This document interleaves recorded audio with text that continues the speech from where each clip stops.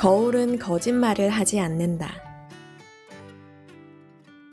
고대의 전통에 따르면 세상 만물은 서로 연결되어 있을 뿐만 아니라 우리의 모습은 에너지장에 고스란히 투영되고 있다. 에너지장은 우리의 마음을 비추는 바깥의 거울인 셈이다. 그리고 펄떡거리고 반짝이는 살아있는 물체로서 메커니즘의 피드백 역할을 한다. 마음속 깊숙한 곳에 자리한 감정과 생각이 에너지장을 통해서 관계와 일과 건강의 형태로 드러난다. 우리는 그 거울 속에서 우리들의 진짜 믿음, 진짜 속내를 볼 수 있다. 우리가 보고 싶은 대로 보이는 것이 아니다. 기도는 느낌이라고 티베트의 주지 스님은 말했다. 위대한 아메리카 인디언 스승들의 가르침과도 일맥상통한다. 그리스도교와 유대교의 전통도 마찬가지다. 나는 생각했다. 이 얼마나 건강한가? 이 얼마나 아름다운가? 이 얼마나 단순한가? 신의 지성이 이해하는 언어는 느낌의 감정이다. 감정은 데이비드가 사막으로 비를 초대할 때 썼던 언어다. 어쩌면 우리는 그것이 너무나 단순하고 간단하기 때문에 실제보다 복잡할 것이라고 생각했던 것 같다. 그러다가 하마터면 그것을 잃어버릴 뻔했다. 에너지장은 감정을 삶의 경험 속에 투영한다. 2500년 전에 기록된 문서에도 이러한 지혜를 정확하게 묘사한 글이 나오는데 심지어 그 지혜의 역사가 그것을 기록한 문서보다 더 오래되었음을 추측할 수 있다. 일례로 에센의 평화 복음은 이렇게 말한다. 나의 아이들아, 이 땅과 그 위의 만물은 천국에 계시는 아버지의 왕국을 비추는 영상에 불과하다는 것을 아느냐. 나는 이 구절을 특별히 강조하고 싶다. 연못에 돌멩이 하나를 던지면 돌멩이가 떨어진 곳에서부터 물결이 퍼져나가듯이 우리들이 가끔씩 무의식적으로 느끼는 생각과 느낌, 감정, 믿음이 에너지장에 파문을 일으키고 그 파문은 우리 삶의 청사진이 된다. 이것을 설명하는 데는 그다지 많은 말이 필요하지 않기 때문에 이 진리의 힘을 깎아내리기는 쉽다. 하지만 고대인들은 전문 용어나 복잡한 과학 실험 없이도 일상생활에서 일어나는 일들이 우리의 마음속에서 일어나는 감정과 곧바로 연결되어 있음을 이해하고 그것을 언급했다. 따라서 우리의 건강과 평화를 좌우하는 힘은 우연한 사건과 아군의 영역에 있는 것이 아니라 우리가 얼마든지 납득할 수 있는 인식의 영역 안에 자리하고 있다.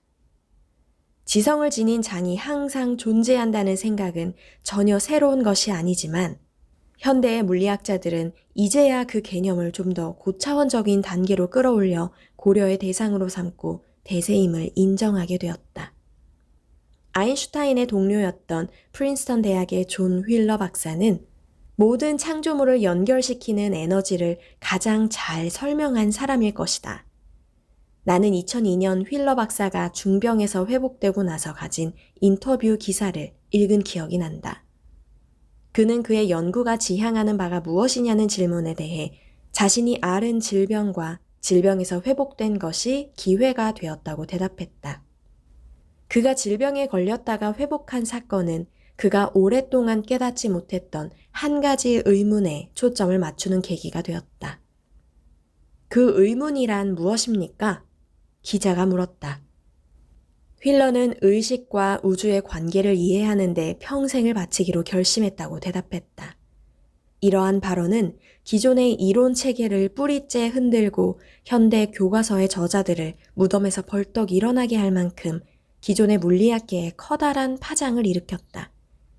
역사적으로 의식에 대한 개념과 우주의 체계는 한 문장 안에 담겨진 적이 없었다. 하지만 휠러는 거기에서 멈추지 않았다. 파격적인 발언 이후에 다시 한번 의식이 우주의 부산물 이상의 것임을 암시하며 자신의 이론을 부연 설명했다. 그는 우리가 참여하는 우주에 살고 있다고 주장했다. 우리는 변화하는 우주의 일부입니다. 우리는 스스로를 바라보며 스스로를 만들어가는 우주의 미세한 조각입니다. 휠러의 발언이 의미하는 바는 실로 엄청나다.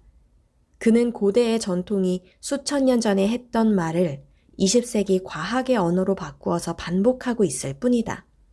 의식이 창조한다는 것을 말이다.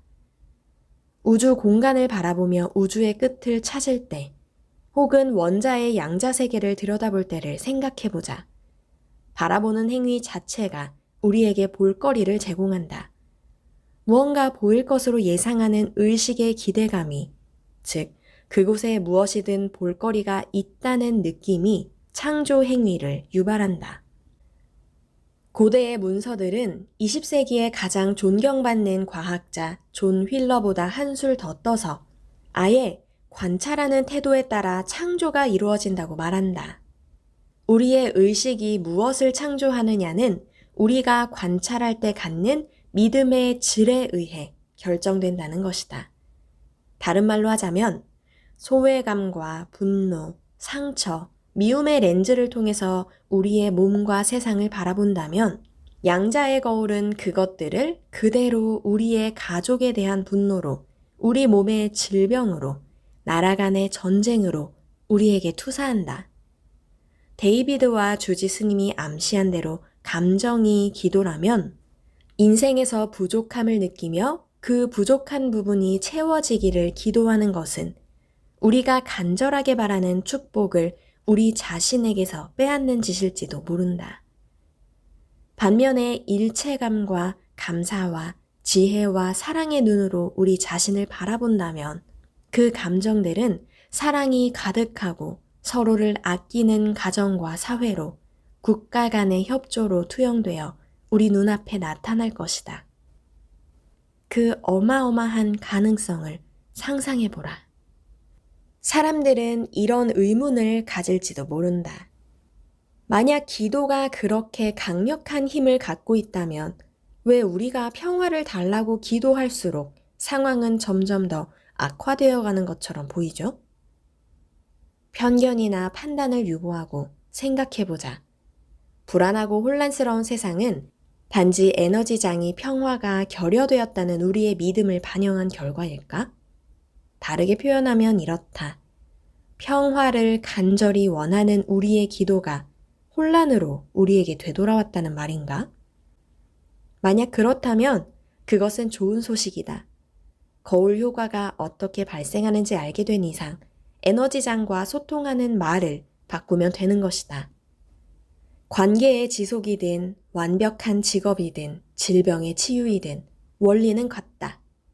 모든 창조물의 밑바닥에는 우리의 느낌을 반영하는 전성을 띠는 본질, 그것이 있다. 따라서 무엇이든 창조하려면 먼저 그것을 실체로 느껴야 한다. 단지 머릿속에서 추상적으로 생각만 하지 말고 가슴으로 느낀다면, 진심으로 느낀다면 그것이 정말로 우리의 삶에서 일어날 수 있다. 평화를 예로 들어보자. 우리는 잘 알다시피 평화는 항상 존재하며 어딘가에는 실제한다. 이것은 건강과 행복도 마찬가지다. 그것들은 항상 어딘가에는 존재하기 마련이다. 즉, 삶 속에서 어떤 형태로든 항상 존재해왔다. 일상생활에서 열망하는 것이 이미 이루어진 것처럼 감사하는 마음을 갖고 세상을 바라보며 긍정적인 마음을 갈고 닦는 것이 중요하다. 그렇게 하면 더 큰 가능성의 문이 활짝 열리게 된다. 수백만 명의 사람들이 세상에 평화가 깃들기를 간절히 기도한 결과가 어떤 것인지 이미 우리 눈으로 보지 않았는가? 수백만 명의 사람들이 세상의 충만한 평화에 대해 감사하는 마음을 갖는다면 어떤 일이 벌어질까? 이런 사고방식은 어떤 사람에게는 가히 혁명적으로 느껴지겠지만 자신의 경험에 비추어 완전히 동감하는 사람도 있을 것이다. 이와 관련된 과학 연구의 결과를 살펴보면 명상과 기도로 긴장을 푼 실험 집단이 그렇지 않은 집단보다 스트레스 지수가 훨씬 낮았다. 세상과 우리의 신체가 우리의 생각과 느낌과 감정과 믿음을 비추는 거울이라면, 그래서 가정의 해체와 관계의 단절, 실업, 전쟁의 위협이 그 어느 때보다 만연한 현재의 상황을 초래한 것이라면, 세상에 대해서 우리가 갖는 감정은 과거 그 어느 때보다 커다란 중요성을 띠게 된다. 세상이라는 거울에 긍정적이고 생명 친화적이며 영속 가능한 변화의 영상을 비추기 위해서는 거울에 무언가 함께 작용할 수 있는 것을 주어야 한다. 이것은 기도의 언어와 신의 지성 사이에서 세상 만물을 연결하는 미묘하지만 강력한 관계를 의미한다. 우리를 바꿀 수 있는 것은 세상을 우리의 입맛에 맞게 바꾸려는 시도가 아니라 느낌의 감정에 기반한 기도다. 우리가 유연해지면 세상은 자연히 개선된 우리의 모습을 반영하게 된다.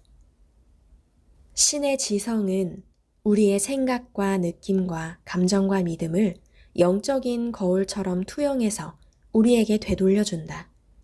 다른 말로 하면 우리가 사랑하고 공감한 경험뿐만 아니라 상처받고 두려웠던 경험도 일터와 사람들 사이에서 맺어지는 관계의 테마가 되고 건강에도 영향을 미친다. 따라서 살아가면서 겉으로 하는 행동보다 그 행동에 대해서 느끼는 느낌 그 자체가 되는 것이 더 중요하다. 섬세하지만 강력한 힘을 가진 이 거울에 대해 알고 나면 오늘날 우리가 이 세상에서 겪고 있는 일들을 훨씬 수월하게 이해할 수 있다. 영화나 대중매체 혹은 주변 세상 속에 비춰진 모습들은 우리가 과거에 가정과 사회에 씨앗을 뿌리고 키워놓은 믿음이 반영된 것이다. 마찬가지로 전쟁이나 자연재해에 직면한 상황에서 목격되는 사랑과 동정과 헌신이 발휘된 감동적인 사례들 역시 단지 박애정신을 실천하는 일부 전문가들의 행동에서 비롯된 것이 아니다. 우리가 인생의 시련을 초월하는 안목을 얻었을 때에만 일어날 수 있는 최선의 결과인 것이다. 세상을 우리의 믿음이 비추어진 영상으로 인식하면 파괴의 의지뿐만 아니라 치유의 믿음 역시 효과를 발휘할 수밖에 없다. 우리들 각자는 세상을 변화시키는 구성원인 셈이다. 중요한 것은 변화의 언어를 깨닫는 데에 있다. 지금까지 1700년 동안 숨겨진 절대 기도의 비밀이라는 책의 일부를 낭독해 드렸습니다.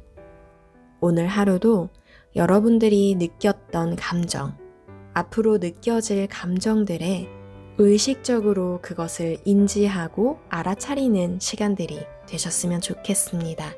감사합니다.